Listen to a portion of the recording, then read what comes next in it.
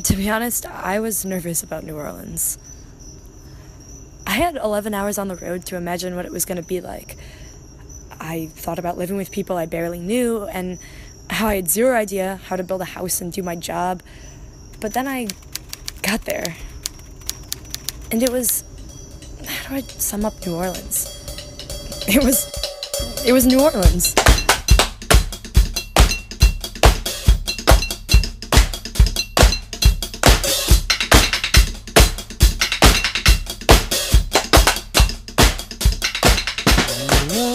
One of the most rewarding parts, I think, for working for Habitat was just the location.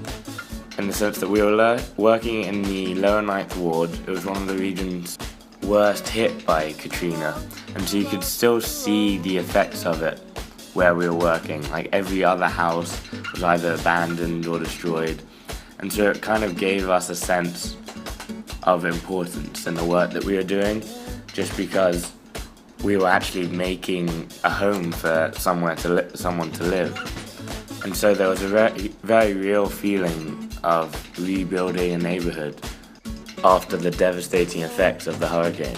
By far, my favorite part of Habitat, other than getting to play with power tools, was Jaden. He was a second grade boy who lived in the neighborhood, and so he started coming by our site, I think about the second week that we were at the site. One of my experiences with Jaden, so he would always ask me for change to buy chips from the local gas station, and so the first day I gave him change, I noticed that he didn't know the difference between quarters and nickels and dimes, and he didn't know how much they were worth and how to count them. And so every day when he would ask me for change at the end, at 4 o'clock when we left, I would count it out for him, and we would count together, and we'd count by 25s first with the quarters, and we'd count by 10s with the dimes, 5s with the nickels, and finally with the pennies.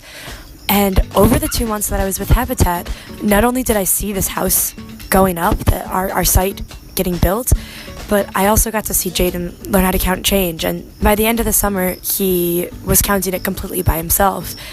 And I found myself, buying random things that I didn't need just so I had change to give to him, because I was so intent on him learning, and watching him grow just in that tiny way was one of the coolest things I've ever experienced. The most rewarding part of working at Breakthrough was being able to witness these kids change and achieve things throughout just a short period of time, these 6 weeks. And these kids who come from a background where they're not given anything, and a lot of them aren't given a chance, yet they work to heights that you would not believe. I got lucky enough to be teaching a literature class where we were reading a book about the civil rights movement. So I got to have conversations with my kids about race and police brutality and all of these super deep, complex topics that these kids had already formed opinions on because of the identity that they bear. These conversations and topics had already been introduced to them so long ago. And it was just incredible to be able to talk with them about that and hear their insights and hear their opinions. There was one student who I met on the first day, and he comes up to me and he says, "Hi, what's your name?" And I say, "Oh, hi, I'm Miss Becca." And he says, "Do you want to know what I want to do with my life?" And he told me, he says, "I want to go to Harvard, I want to be a biomedical engineer, and I want to save the world." And it was just so inspiring to me that these little kids, they're willing to work hard, even if their schools don't have all the resources that a lot of us were lucky to grow up with. They're still really inspired to push themselves to do well in school. At the end of the day, like I said, one of the most lasting impacts on me is that these kids at the beginning say they have all these dreams, and you doubt that they can do them because of what they're given, but at the end they leave you believing there's no doubt that every single one of them can achieve what they said.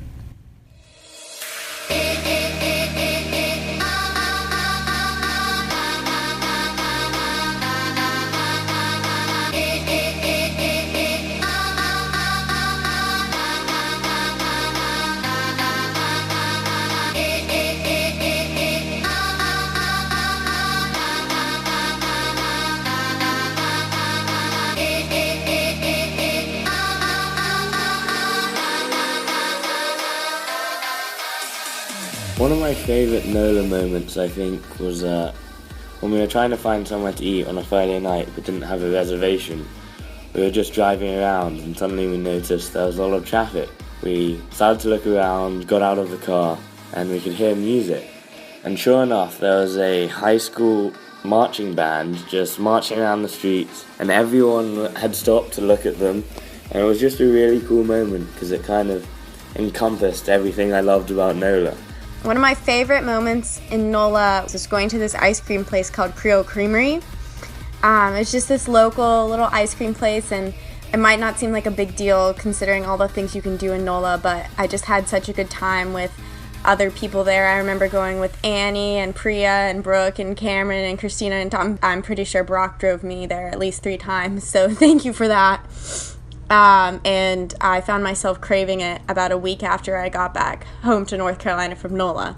So that definitely says something about how good it was. So my favorite NOLA moment was probably when Melanie got invited to go to her friend Dennis's farm, who she had met at the farmer's market. He invited all of us to go to his farm to go crawfish catching on our day off. So me and Melanie and Cameron and Tom went out, 45 minutes out of the city to go to this man's farm, and turns out it wasn't actually crawfish season, so we caught 0 crawfish, but Dennis was super cool, and he drove us around in the back of his truck for hours, and we were just like singing and having fun and getting all sorts of like grime and dirt all over us. And then we went back to his farm and tried to like hunt for alligators and fish, and Tom was trying fish and was just like horribly failing, and it was just really funny, and like all of us were just having an amazing time. One of my favorite parts of New Orleans was getting to cook with everyone when we got our cooking lesson. Beyond being so much fun and getting free food, obviously, we just got to see what other people were doing in their jobs, which is super cool because, of course, we hear about them when they come home from work, but we never actually get to go to the job, so that part was really, really, really cool for me. And again, free food, so.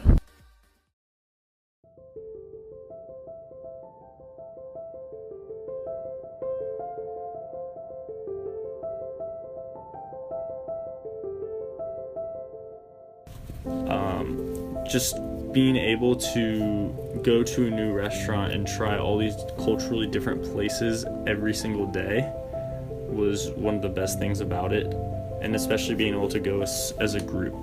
We really just became like one giant family. I mean, literally people would come home from work and we would all go to the same house and stay there all night until we went to bed. We all 14 of us all wanted to be together all the time, which I thought was really cool, and it felt like a family. Like we would come home and cook dinner together, go out and get ice cream, and it was all together. We were never trying to be separated.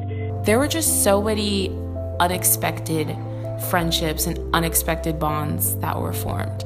I formed a really strong relationship with Becca, and Becca and I are literally like complete opposites, just in so many different ways.